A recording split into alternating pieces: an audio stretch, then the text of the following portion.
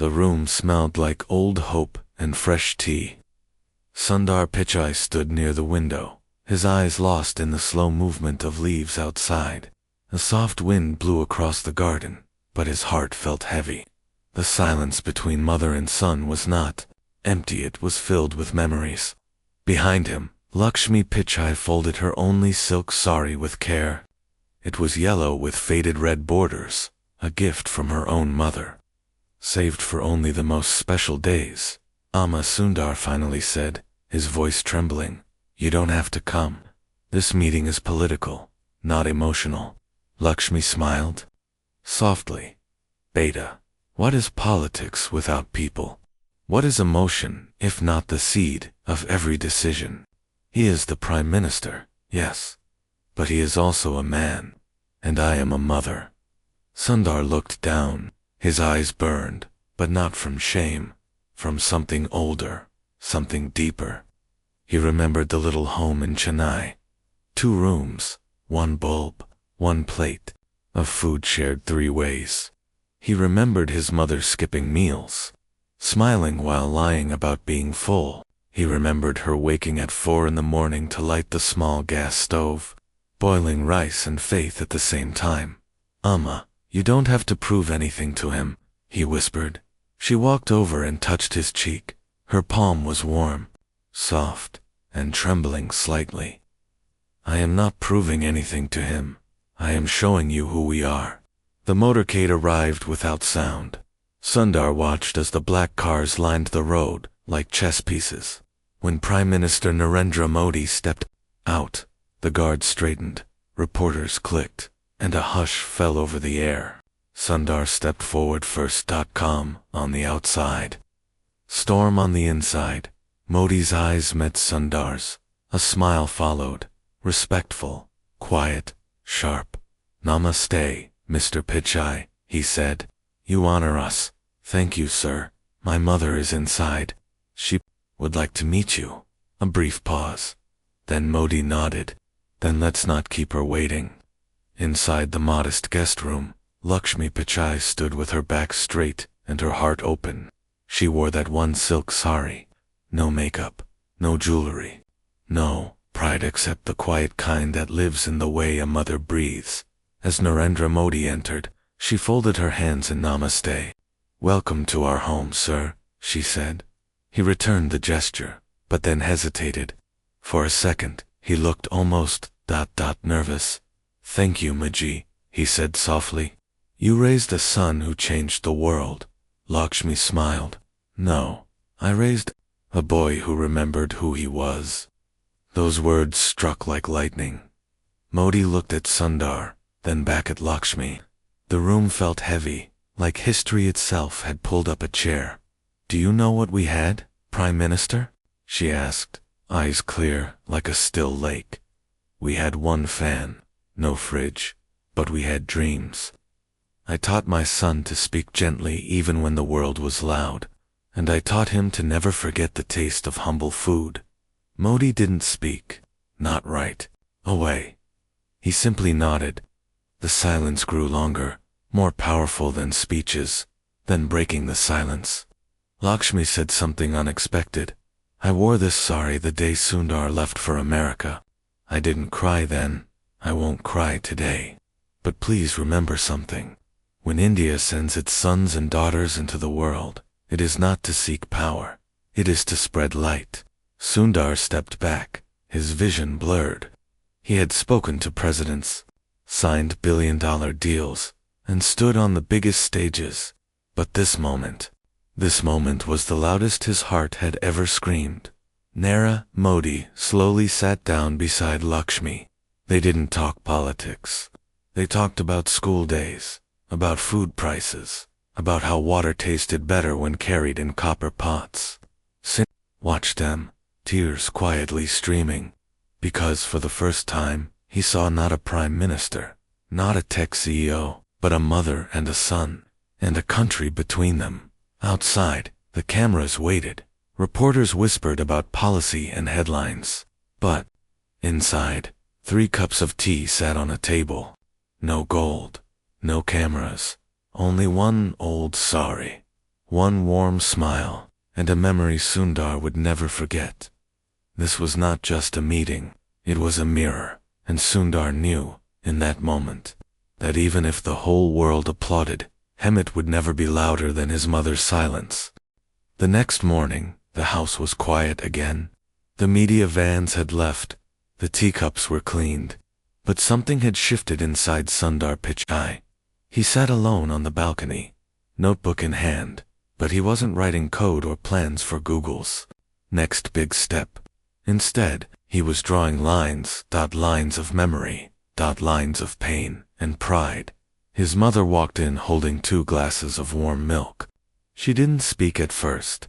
She sat beside him and watched the sun rise. The silence was not empty. It was full of stories. "Amma," Sundar said quietly, "do you ever miss that old house in Chennai?" Lakshmi looked far away, as if time had become a window she could see through. "Every day," she said. "Not because it was easy, but because it taught me what matters." She paused and looked at him with soft, proud eyes. "You used to sit on the floor with your books. No table, no fan, and yet, you never complained. Do you remember the first time we got a television?" Sundar smiled. "I remember we couldn't afford the stand, so you stacked bricks to hold it." They both laughed.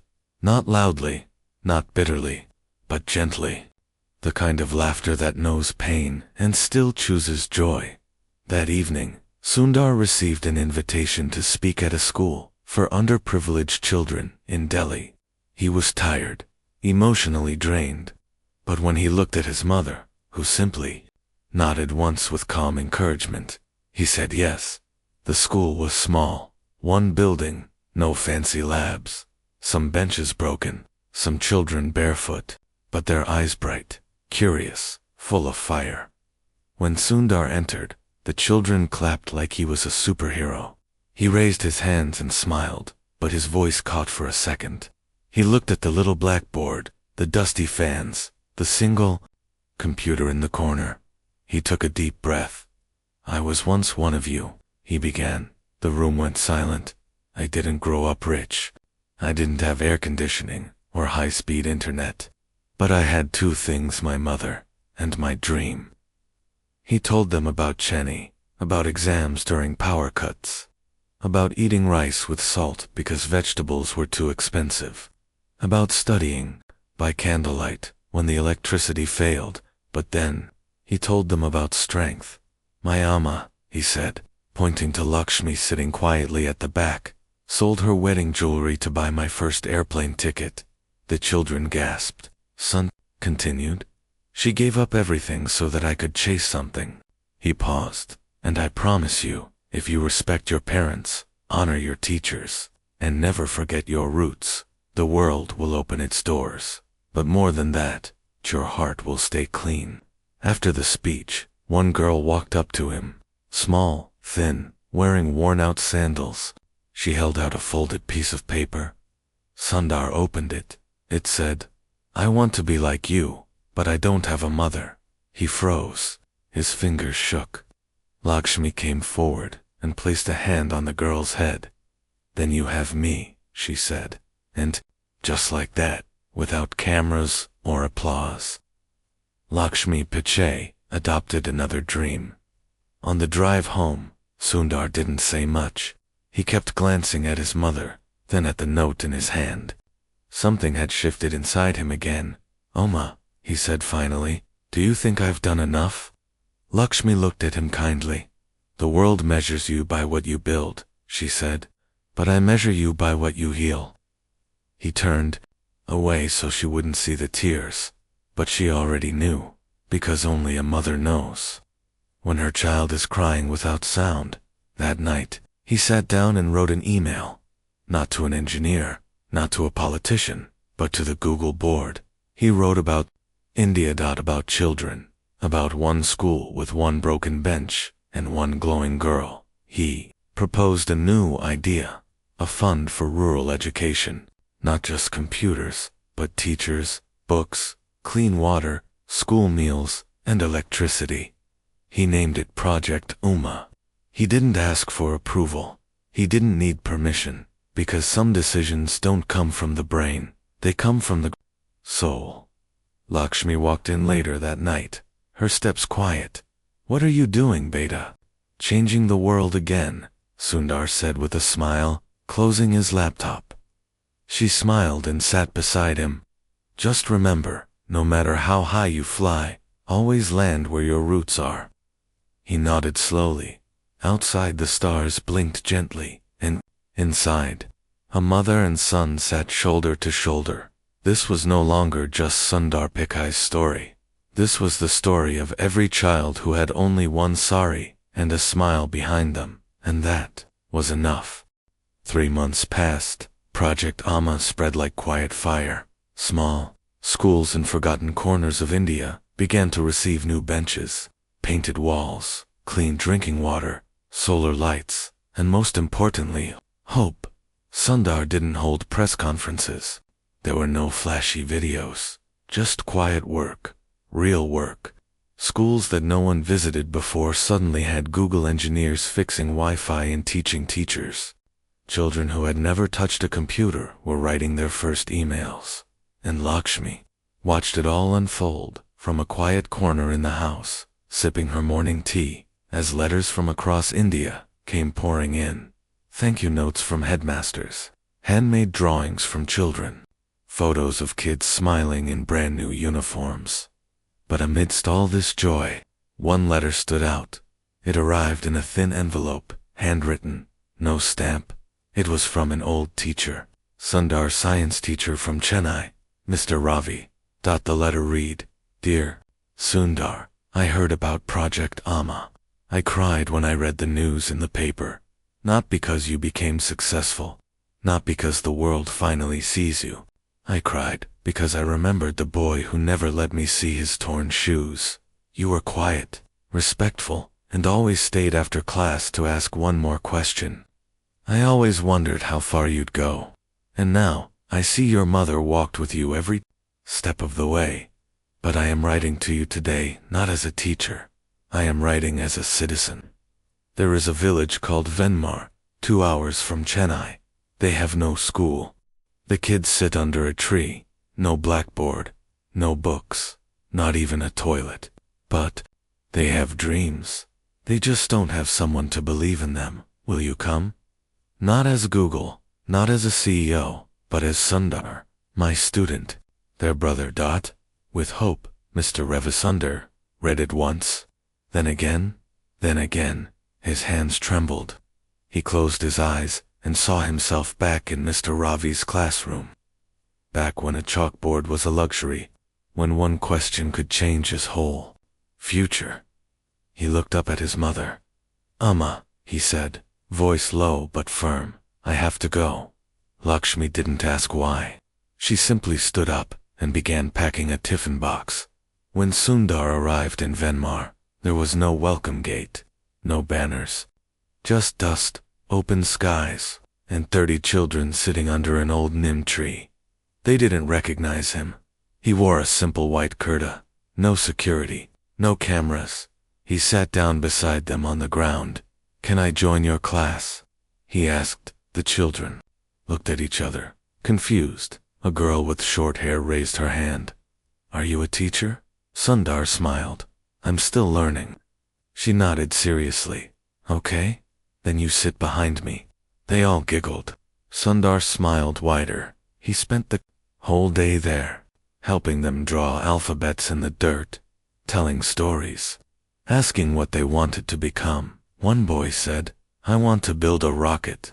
Another girl whispered, "I want to become the Prime Minister."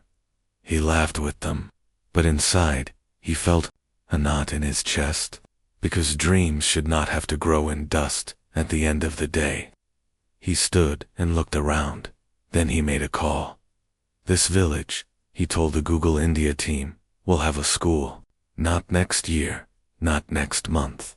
Now." Construction began within a week. Volunteers poured in, and Sundar returned every few days, not as a boss, but as a brother. He sat on bricks with the masons. He carried water. He helped paint walls. Lakshmi visited once.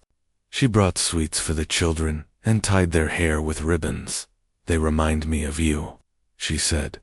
Sundar looked around at the laughter and dust and bricks turning into walls.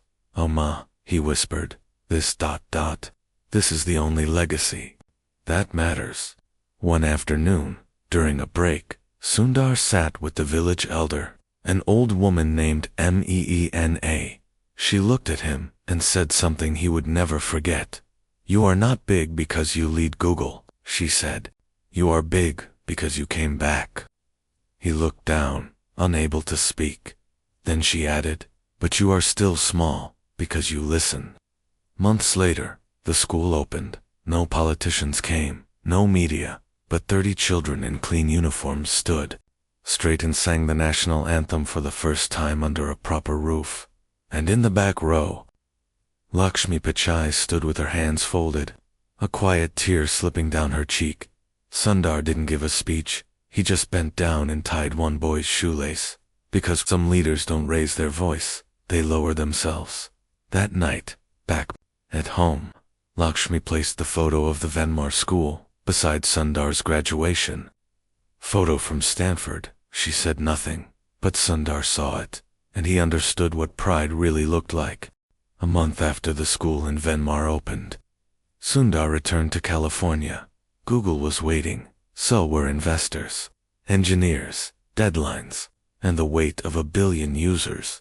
But something inside him had changed. He still wore the same suits, gave the same presentations, and stood on the same stages. But now, in every meeting, he saw Venmar. He saw the neem tree. He saw the barefoot boy who wanted to build a rocket. His priorities began to shift, and some people noticed. Sundar, a board member, said during one meeting, "You're too focused on charity lately. We need innovation. We need disruption." Sundar stayed calm. "You can't innovate if you don't understand the people you're building for," he said. "And you can't understand people if you never sit where they sit." The room went silent. One evening, after a long day, Sundar walked into his California home and found a letter on the table. No envelope, just one folded sheet of paper in Lakshmi's handwriting. He opened it. "Beta, I will be flying back to India next week. I miss the rhythm of the streets, the way rickshaws sing and children shout after school. I miss buying vegetables without scanning a barcode. I miss being part of life, not watching it from behind tinted glass. I am proud of you. But I also want you to remember, success is not how high you build your tower. It's how wide your light reaches. Love?" Amasanda sat down slowly. He stared at the letter for a long time. Then he did something no one expected. He took a break from everything. For the next 4 weeks, he traveled across India with no press, number schedule, no plan, just him, a small backpack, and a notebook. He visited villages with no internet and towns where children walked miles to school. He sat in chai shops and listened to farmers talk about drought. He stayed in a night shelter with homeless families in Mumbai and heard stories of loss, of strength, of starting over. He didn't take selfies. He didn't give speeches. He listened. On his last day of travel, he reached a remote village in Uttarakhand. A landslide had destroyed the only bridge that connected them to the main road. Children couldn't reach school. Elderly people couldn't access medicine, and no one had come to help. Sundar stood at the edge of the broken path and watched a boy carry his younger sister on his back across sharp rocks and mud just to get her to class. He watched until the boy disappeared into the fog, and then he picked up his phone. "This village," he said to his team, "will get a bridge, and a school, and a clinic." "Sir," one engineer replied, "there are no roads for trucks, no electricity, no cell towers." "Then let's build those too," Sundar said. A month later, trucks with solar-powered equipment began climbing the hills. Google volunteers followed, carrying books and building tools instead of laptops. And once again Sundar returned, this time with Lakshmi. When they reached a new school site, the boy from before ran up to them. He wore a clean shirt and held his sister's hand. Her smile was wide. Her feet had shoes. "Thank you," he said. Lakshmi knelt down and gave him a packet of sweets. "You helped your sister cross a broken path," she said softly, "and my son helped you build a new one." That night, as the stars lit up the mountain sky, Sundar sat beside a small fire with local teachers. They shared roti and lentils, and one of the teachers asked him a question. "Why are you doing all this quietly? You could make the world applaud." Sundar looked into the flames and answered without hesitation. "Because applause fades," he said, "but kindness echoes." The next morning, Lakshmi stood beside a new blackboard and wrote one sentence in chalk. "Every bridge begins with one step of belief." She turned to the children and smiled. "Now, who's ready to take that first step?" 30 hands shot up into the sky. Back in California, when Sundar returned, his boardroom presentations looked different. Less about charts, more about children. Less about growth, more about grace. More about grace. And yet, Google kept growing, because kindness is not a distraction. It is the most powerful strategy of all. And in the corner of his desk, Sundar placed a small photo, not of Silicon Valley, but of a little boy crossing a broken path with his sister, because that, he now knew, was what leadership truly looked like. Rain tapped gently against the windows of the Chennai house, as Lakshmi sat on the floor, carefully folding her yellow sari, the same sari, the one she had worn the day she met Narendra Modi, the one she had worn the day she sent Sundar off to America. She folded it slowly, lovingly, as if she was folding time itself. Sundar stood at the doorway, watching her. "Amma," he asked, "why do you still keep that sari?" Lakshmi looked up, her eyes warm but distant. "Because it reminds me of who we were, and who we still are." He didn't say anything. He simply walked over and sat beside her on the floor. The room was quiet, but the air was full of unspoken feelings. Then came the knock, a soft knock, not urgent, not loud, but the kind of knock that changes everything. Outside stood a young woman in a soaked school uniform. Behind her were two others, boys, maybe 14 or 15. All three were dripping wet, barefoot, and shivering. They looked exhausted, scared, and determined. "Are you Sundar, sir?" the girl asked. "Yes," Sundar replied, confused. "We walked from our village," she said, voice trembling. "They shut down our school. We thought maybe you could help." They had walked 18 kilometers, no food, no shelter, just hope. Their school, which had no permanent building, had been closed after a local company bought the land. No one protested, no one noticed, except the students. Sundar invited them inside. Lakshmi immediately brought towels and hot milk, as the three sat on the floor drying off. The girl told her story. "My name is Meera," she said. "I want to become a doctor. I teach the younger kids in my village every Sunday. When our school closed, I didn't know who to ask. Then my little brother remembered your name. He saw it on a mobile phone video, so we came." She looked up at Sundar with eyes full of belief. "We don't want money. We just want to study." Sundar didn't respond immediately. He stood quietly and walked to his study. He looked at his computer, his calendar full of high-level meetings, global conferences, and strategy reviews. Then he deleted the next 2 weeks. He flew with Lakshmi and the 3 children back to their village. It wasn't on most maps. The roads were cracked, the homes made of tin and mud. He stood in the center of the village, surrounded by people who didn't know who he was. But Meera spoke. "This is Sundar, sir," she said. "He will help us." Some villagers laughed softly. "He's just another man in a shirt." One old man muttered. Sundar stepped forward. "Maybe," he said, "but even a shirt can carry bricks." Construction started the next day. Meera helped draw the floor plan. Lakshmi taught the children while the school was being built. Sundar carried wood, poured water, moved bricks. They slept in one of the villagers' homes, ate from clay plates, and bathed from a hand pump.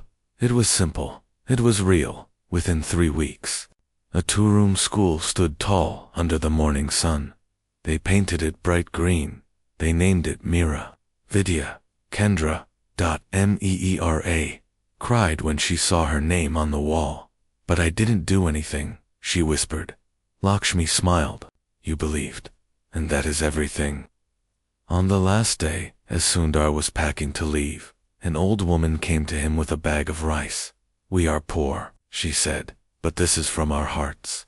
Sundar took it with both hands and bowed. Thank you, he said. This is worth more than gold. On the flight back to Chennai, Sundar looked out the window and said quietly, Amma, do you think what we're doing will last? Lakshmi looked at the sky beyond the clouds. When you plant a seed in love, she said, it grows even in silence. He closed his eyes, and in the darkness behind his lids, he saw more schools, more bridges, more children smiling with open books and full hearts. When they landed, there was a message waiting. Narendra. Modi had invited Sundar to speak at a national event on education reform. He hesitated for a moment, then looked at Lakshmi. Should I go? She answered, with just one sentence. Go. But don't speak about what you built. Speak about what they dream. And so he went. On a stage covered in lights and cameras, Sundar stood with calm eyes and a steady voice. But he didn't show slides of graphs or revenue. He showed a photo of Mira standing in front of her school. This, he said, is India. And for a moment, the whole hall went still, not out of surprise, but out of truth.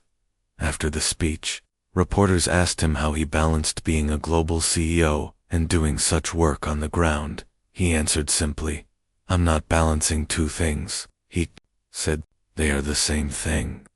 And far away, in a small village school painted green, Mira stood before 20 children with a chalk in her hand and dreams in her voice. And in Chennai, Lakshmi placed another photograph on the wall, not of Sundar alone, but of Sundar, Mira, and 3 barefoot kids who knocked with nothing but hope. It was a quiet Sunday morning in Chennai. The breeze moved gently through the curtains. Birds sang their soft notes as Lakshmi sat on the veranda, peeling vegetables with slow, thoughtful hands. The radio played old Tamil songs in the background. Sundar was home again, barefoot, wearing a simple kurta, stirring tea in the kitchen like he had done when he was 13. But today was not just any Sunday. Today marked 1 year since Project Amma had started. 1 year, 40-8 schools built. 9 bridges constructed. 20-4 villages now connected to power, clean water, and internet. But the number wasn't what mattered. What mattered were the names. Meera. Ravi. Sir. The boy with the rocket dream. The girl who had no mother. The boy who tied his sister's sandals before crossing a broken hill path. They were no longer just stories. They were family. Afternoon, Sundar received a message. The Prime Minister had invited him for a private dinner. No cameras, no speeches, just a conversation. Sundar looked at Lakshmi. Should I go? She smiled softly. When a tree bears fruit, even the sky wants to listen. The room was small, simple, wooden chairs, one long table, no bodyguards, just Sundar and Narendra Modi, sitting like 2 sons of the same soil. I wanted to speak to you, Modi said, pouring water into Sundar's glass himself. Not as Prime Minister, but as a man trying to serve his people. Sundar nodded. Tell me, Modi continued, what is India's greatest weakness? Sundar looked down, then answered quietly, we forget too quickly who lifted us. Modi leaned back. And our greatest strength? We remember even faster who needs us. They spoke for hours, about education, about migration, about the weight of opportunity and the cost of forgetting. Then Sundar did. something unexpected. He reached into his bag and placed a folded letter on the table. "This is from Lakshmi Oma," he said. Modi opened it and read silently. It was handwritten, just one line. "A country is not built by leaders, it is built by listeners." Modi folded the letter carefully and placed it into his jacket pocket. He didn't speak, he simply nodded. And Sundar knew that this time, the silence had done more than words ever could. Days later, something shifted. Without announcement, the government launched a new program called Man Ki Shiksha, Education of the Heart. It included emotional intelligence in schools, less rote learning, more real life problem solving. Villages were included in the planning. Teachers were treated as heroes. No one gave Sundar credit. He didn't want it, because it wasn't about him. It was about her. Lakshmi continued her own quiet work in Chennai. She taught neighborhood women how to read. She started a food kitchen for local children. She asked Sundar to build her a big house. He was surprised. "Amma, you never wanted that before." She laughed. "Not for me. For the children who have no roof. Call it Amma, Illa Mother's Home." He smiled and built it. On its opening day, children came from villages across the state. There were no speeches, just one song. Lakshmi sat on the steps, holding one small boy in her lap, another leaning on her shoulder. Sundar sat beside her. Double quotes, "AMMA," he whispered. "How did you raise me with so little?" She looked at him and replied, "I didn't raise you with money. I raised you with memory." Months passed. Project Amma expanded globally. A version launched in Africa, another in Southeast Asia. Google employees volunteered in villages they had never heard of before. But Sundar stayed grounded, not because of media, not because of titles, but because every time he strayed too far from his path, he found his Uma in his dreams, folding her yellow saree, boiling milk, lighting a small stove, and reminding him that greatness doesn't speak, it listens. One night, as Sundar sat watching the stars with Lakshmi, she turned to him and said, "Do you know why the moon shines so gently?" He shook his head. "Because it reflects, not because it burns." He smiled, and in his heart, he understood. That year, Time magazine placed Sundar on its cover again, but the photo wasn't him on a stage. It was him sitting in dirt, barefoot, helping a child spell their name. And at the very bottom of the cover, one quiet headline read, "The son who never forgot his mother's silence." Lakshmi never asked for applause, never asked for gifts. She only asked Sundar one thing before he left for his next global meeting. "When you sit in front of the world," she said gently, "don't forget the floor where you first learned to sit." And Sundar smiled, kissed her forehead, and walked out the door, not like a CEO, but like a student, forever learning, forever grateful, forever her child. 3 years later, the world had changed. Sundar Pichai stood on stage at the United Nations, surrounded by flags and faces from every country. He had been invited to speak on human-centered technology. Leaders, diplomats, scientists, and students filled the hall. Cameras rolled.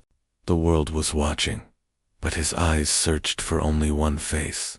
Lakshmi Pichai, seated in the front row, wearing the same yellow saree, with the red border, clean, pressed, and still so quietly powerful.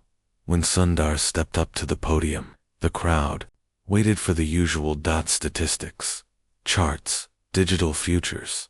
But he surprised them. He placed his notes aside and spoke from his heart. 3 years ago, he began. A girl walked 18 kilometers in the rain just to ask for a school. She came to my door, not with a complaint, but with hope. Today, her village has a school, and she teaches in it. He paused.